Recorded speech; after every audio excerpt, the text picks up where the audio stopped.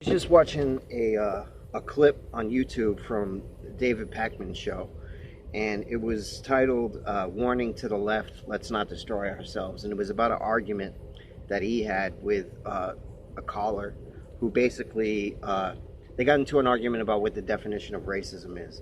Is not an uncommon argument, to be honest with you. Basically, certain factions of the left think that that racism should pretty much exclusively describe the system of white supremacy that's used to hold down minorities. Therefore, you can't be racist towards white people, but also minorities can't be racist towards white people or towards each other, apparently. If it's not part of that whole white supremacist system of oppression, they see it as it's necessary for you to have power to oppress people in order to be racist. I think that this is an incoherent argument, to be honest with you, an incoherent definition. Basically, I'm not going to spend too much time talking about this topic because that's not my point in making this video. I want to actually respond to what Pakman was saying, but basically, the way I look at it is racism is an attitude towards another race. It doesn't have to be something that you're capable of acting upon. If you hold people of other races with a certain contempt, or you look at them like they're inferior, then you're a racist, regardless of how powerful you are and how capable you are of oppressing people. Likewise, he brought up an example, and this just shows how this is really just a bunch of wishy-washy liberal double talk when they talk about systems of oppression and the power dynamics being necessary for it to be racism. Because he brought up a perfectly valid example of how people with power could discriminate against white people, i.e. a company says we're not going to hire white people. Obviously they might not be able to say that, but they might be able to have maybe a quota. Maybe we're going to have a higher standard for a new applicant who's white versus somebody who's a person of color. Things of that nature. A lot of institutions, a lot of colleges have been accused of exactly this, and let's just assume that it actually happens. If it actually happens, that's an example of white people being discriminated against.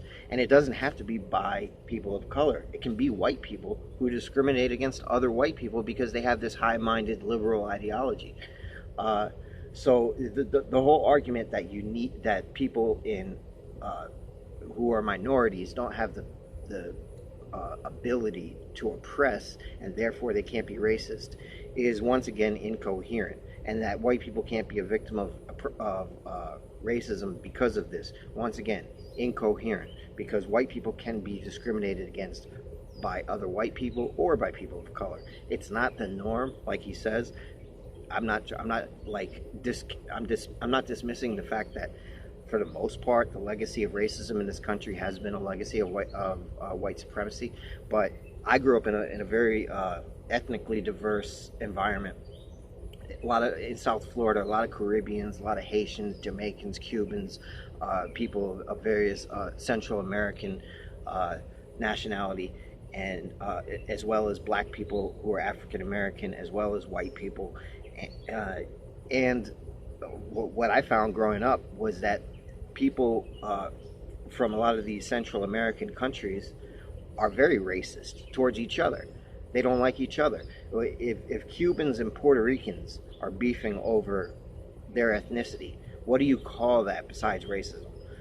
If people are looking down on Guatemalans and Haitians, but they're black or they're Cuban, what do you call that? If they're looking at people as if they're inferior based on the group that they are a part of, to me, it's very simply racism. Doesn't matter how powerful you are, it's racism. It's just, not every basically systemic racism is what comes about when a society has a large amount of racism in it, and that becomes reflected in the institutions. But in order for that systemic racism to come about in the first place, first people have to be racist. So racism comes first, systemic racism comes second. So that's basically the gist of my thoughts on that issue. The bottom line was he was asking the question: is this a pointless debate to have, and is this how the left could potentially eat their own? Now, what I like about the video, what I thought was thought-provoking about it, is that finally somebody who's in these progressive circles, who's a high, relatively high-profile name on YouTube at least, is actually questioning some of the groupthink and some of the factionalism that's manifesting in the left, where people are constantly trying to outdo each other and be more progressive than the next, and that this has the capability to end up basically destroying or undermining their objectives. So I think that's a wise way to be looking at it right now, after having just watched the first two Democratic debates where people were doing everything they could to out-progressive the next candidate, and even endorsing policies that I think are going to be problematic in the long run. So to answer his question specifically, is this question worth answering? Yes, I think it is, because you need, as an ideology, you need to have the debate over what racism is, because it's going to affect what your policies are. If you a priori decide that white people can't be the victims of racism, then you're going to have no problem instituting policies that discriminate against white people, because it's not racist because they're white. So that's the first thing. So the second thing is it's going to be a point that the other side is going to be able to smear you with if you have an outlandish or an incoherent way of talking about what racism is. So I do think it's a debate worth having. Is it the most worthy debate to have right now during the election season? No. Is this something that the candidates need to be talking about? No. This is a more abstract disagreement that, frankly, right now, policy objectives are going to take front and center stage. So I agree with him that there are bigger problems to address right now than these sort of abstract disagreements. But that being said, you don't rule these discussions out just because they're not the most important possible discussion to have at the moment. In the long run, these are things that the left is going to have to come to some sort of reasonable consensus on and decide exactly where they stand, because they are important. I do think it's an important distinction, and I think that his way of viewing racism is a much more egalitarian way of viewing racism, and it doesn't rule out the idea that we should also at the same time recognize that racism in this country has largely been a legacy of white supremacy, and that's what we need to address first and foremost. But I think that if you want some more pragmatic examples of how the left could possibly eat its own and destroy itself in this election, you need look no further than the first Democratic debate. Saying that you want to give illegal immigrants health insurance is going to be very problematic. Whether you believe it's the right thing to do or not, it could possibly lose the election for you. Saying that you want to ban private insurance, whether you believe you should do it or not, could very likely lose the election for you. It's going to be things like this, pragmatic policy differences, because every candidate is trying to out-progressive the next candidate. And the fact of the matter is, he said something along the lines of, we need to be focused on the goal of getting the most progressive candidate possible to defeat Donald Trump. And that's where I disagree with him.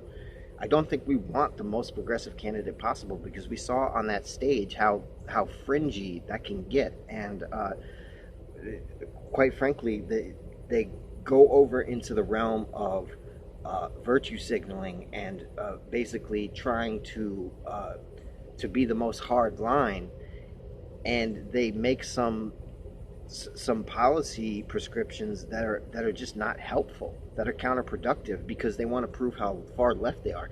Why do you need to ban private insurance to prove how far left you are? Do you have any idea